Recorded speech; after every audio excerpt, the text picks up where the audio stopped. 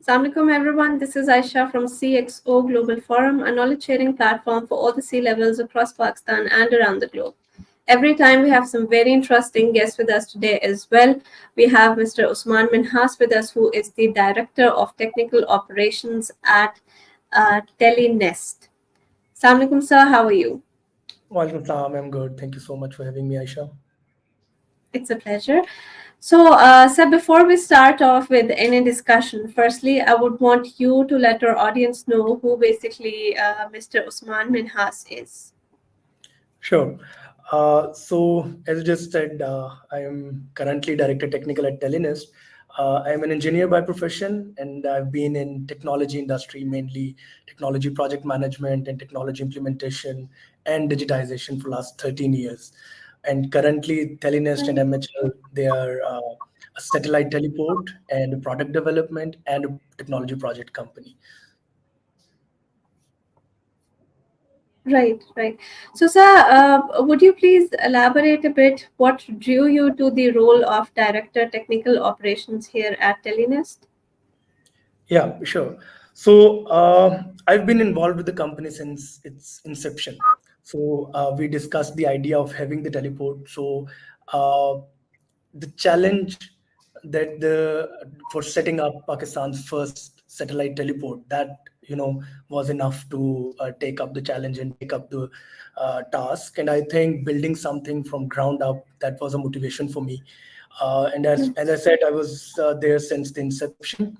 I was the one who created the policies and the SOPs. So that was something also very motivating for me, that I will, build something from ground up and I will own it and then operate it. Right, right. So, sir, what does a typical day for you look like in your role? So anyone in IT, and I'm sure you talk to a lot of people in IT and specifically in broadcast industry, there are no off days. It's a very hectic job. It's a 24/7 job. I mean, you just cannot miss anything. There are no off days. There are no vacations. You have to be available. And since we are in B2B business, so yahan par we have to stay available for our team as well as the business owners or our clients. So typical day is I'm managing multiple teams. They're in Karachi, Lahore, and Islamabad, and I'm managing them remotely. So typical day involves a lot of meetings, a lot of emails, a lot of calls, and between me, clients, vendors, and my management. So it's a busy day. It's a busy schedule, and I think it's typical in our industry. Right. So, sir, as you said, no vacations, no off days. So, I would like to ask, how do you balance the demand between running a personal life along with, your work life? So a part of me is workaholic, and I work a lot.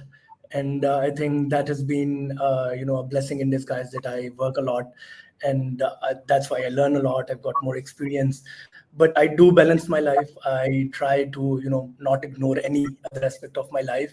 But yes, a large part of my life and my routine is work. Right. So, no balance between personal life and work. Yeah, it's more Okay. like 70%, 70 to 30, 70% work, 30% life, other life. Right. Right. Right. So, sir, how do you manage the technical challenges that come within overseeing operation in the dynamic industry, I would say?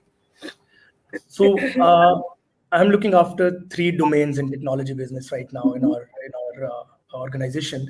The first one is technical operations. Then the second one is product development. That's more of a software side, and the other one is project management. We do different projects for Government of Pakistan or other organizations. So these are the three domains, and each domain comes with its own challenge. And I think the biggest responsibility that I have in my position is to have build good teams and then empower my teams. So when you have good teams and you empower them with whatever they need, and you give them all the resources that they need, the challenges that comes are managed more easily. So Okay. challenges are unavoidable. I mean, we always face a lot of challenges. Definitely. There are many issues that may come, and that's unpredictable in technology. So they do come, but I believe in uh, being ahead of curve. We we are very process oriented. We are very much we rely on documentation and online tools, on software tools, progress tools. So all these tools and all these processes actually help us manage all the challenges. Right, right. So, sir, you must know a skill set, right? So, what are the key skills that you believe are essential for success in technical operations, particularly? So in technical operations, I think you should have problem solving skill. It's a mindset. You should know problem solving. You should know how to firefight in a situation. There will be a lot of situations where you have to manage so many stakeholders that you are actually firefighting, and you don't know what challenge would come once you resolve one of the problem. So you have to have a problem solving mindset. You have to have a firefighting ability. And I think another one is non-tech communication. So this is very important for, especially for a leadership role. So when you are in technical operations, the issues that come are technical, but your stakeholders, your high management, your clients, that might not be too technical, and you might have to translate the issues to them. So the skill of having non-tech communication for a technical person is very important. Uh, Right. I think these are the one, and continuous learning, obviously, that's also an important thing, that you have to keep learning, just to, so you can predict things, you can plan things and avoid things. Right, right. So, sir, what I must ask has been the most significant project, I would ask, or accomplishment during your tenure at Telenest? So, Telenest itself, the satellite teleport, I think I take pride in building this, the technical part of it. It was a challenge because there was no satellite teleport in Pakistan. We are still the only and first satellite licensed satellite teleport in Pakistan. So the idea of building a teleport and then introducing a new concept in market, and in a market where people are actually reluctant on going to cloud services, and especially in media, there are Definitely. challenges like content protection, content security, transmission. So there are so many challenges that you have to convince your client to come to yourselves. So I think the satellite teleport part, that is something I think is my biggest achievement, that we built something from ground up. We introduced it to the market, we sell it to market, we are now serving a lot of clients, a lot of satisfied customers. So this is one part, and the other one I would really like to highlight here is that I was involved as project director in Pakistan's largest media monitoring and media intelligence platform. So that was a very dynamic project. We did it for government of Pakistan. We did it for some private organizations. So that was also something, it was very challenging. It was new concept in Pakistan. We had to work on modules that were never introduced before in Pakistan. Just to give you an example, that Urdu speech to text is something like, you see English speech to text, you've got Hindi speech to text, but no one in the world had worked on Urdu speech to text. Like, you're speaking Urdu and you can see the captions or you can transcript it. So we started working on it, and this is something that we developed, we delivered, and we're continuously improving it. So I think these two, the media intelligence platform that we did for government of Pakistan, and the satellite teleport that was first of its kind and still is the only one. I think these are the two that I really take pride in. Right, these two are definitely huge achievements. So, sir, as technology, it changes very rapidly these days. So, Yeah. how do you stay up to date with the latest advancements in technology related to your operations? So I stay updated. I think I can divide it into two parts. I really, subscribe to all the newsletters of my industry. I am very active on LinkedIn. I talk to a lot of people in my industry.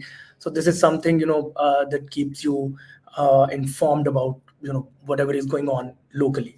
The other thing is we work, very extensively with international vendors, with international software providers, international solution providers.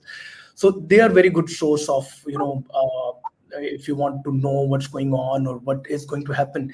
So all these companies have their roadmaps. They've got roadmap for 6 months and then 1 year. So if you keep communicating with them, you've got to discuss them with them, that what are they going to develop in like 6 months. So that's how you know that what is coming in the industry. So very close collaboration and very close integrated kind of environment with your international solution providers actually give you an idea that what is going on in the world, what are the new features, what are the new services, equipment, what is coming in the next Right, time. right, right. So, sir, what do you find most rewarding about being here at Telenest? I think the sense of achievement itself is a rewarding thing. I've mentioned it again and again. Uh, Building something, then seeing it serve its client, and having multiple satisfied customers in B2B. I think that is the sense of achievement that I do have.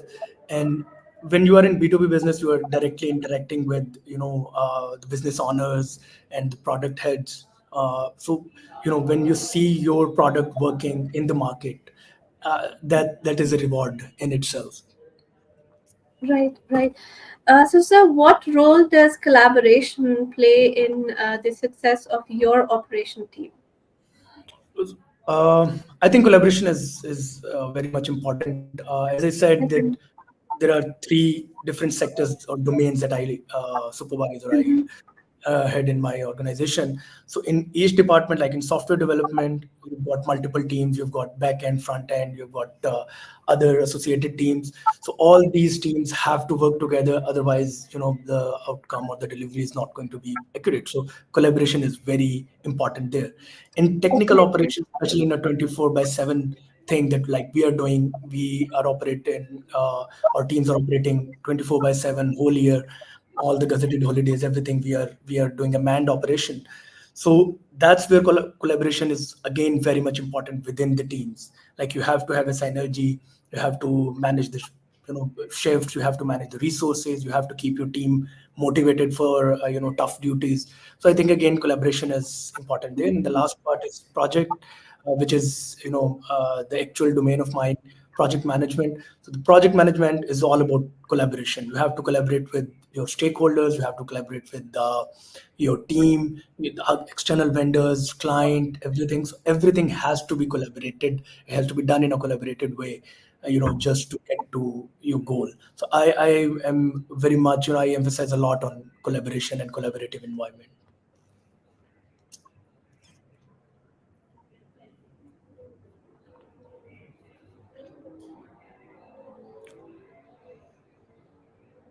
Right. Am I audible? Yes, you are. I can hear you. Can you hear me? Right. Okay. So, sir, yes, I can. Okay. So, how do you prioritize and you manage multiple technical projects simultaneously? Okay, so this is actually where experience comes in. After doing so many projects, I've been working with so many teams and so many organizations. That's where you learn how to actually uh, you have to take a complex project, a very very vast project, and then divide it into smaller tasks. And once you divide it into smaller tasks, you have the ability to Okay. prioritize things. You have to divide them into urgent, important, good to have, or something that can be delayed. So Right. I think the key part is again the mindset of managing thing and problem solving thing. I think you have to be very process oriented. You have to rely on technology a lot. There are so many tools available online. There's so many softwares available that can actually help you. Once you start the project, you have to start from ideation. From ideation, it goes into the planning phase. From planning phase, it goes to actually execution. And during the execution, you get the blockers and you get some challenges or something that you did not think of before. And after that it comes to the delivery part. So I think if everything is process oriented, everything is documented, everything is written down in a very well explained way. And so this is something that is very important when you are managing large or multiple product projects. So have good software, had good automation tools, have good processes, and most importantly, document everything. And lastly, be transparent. Be transparent. That's something also very important. Just so your team and your stakeholders are always aware what's going on. Definitely, definitely right. Right. So, sir, what do you see as the biggest trends or changes that are going to come to the technical operations field? So not just technical operation, other fields of work also, I think, including technical operation. Undoubtedly, AI is going to be a big game changer. Everyone is talking about it. It's Definitely. being integrated in everything. So we are also exploring options to integrate AI into our systems. So I think anything which is built on AI will definitely help technical operations, product development, and even project management also, since it is going to fill the gaps that were there and we never knew. It can give us better insights, better progress reports. It can track automatically, and that's something. The more analytics that you have, the more power you have to control your project or the product going on.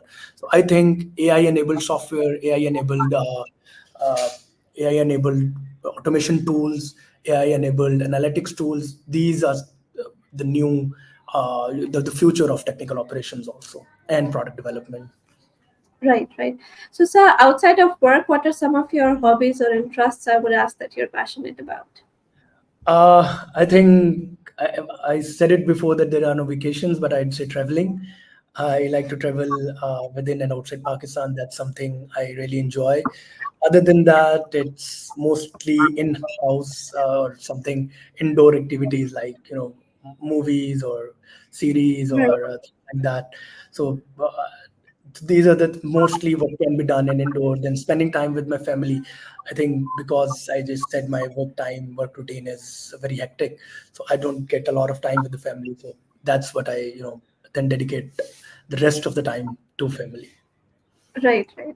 So, sir, what would be that one advice that you would want to give to somebody who is looking to pursue their career in technical operations? Again, not just in technical operation, in any technical field.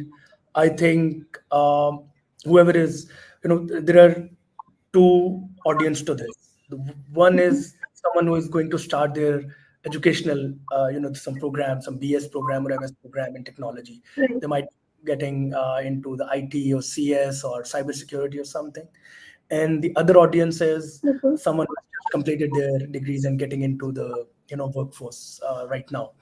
So I think anyone who is deciding what career to choose, they should definitely, what they should be doing, and what most of the people miss is, they should be looking at the trend that is going to be active in 6 years, not now. Whatever is in right now is offering jobs to people who are graduating now. So if Right. you're getting into a graduate program, just analyze, read a lot, research, see the developed countries. So whatever will be in trends in 6 years, that's where your job will be.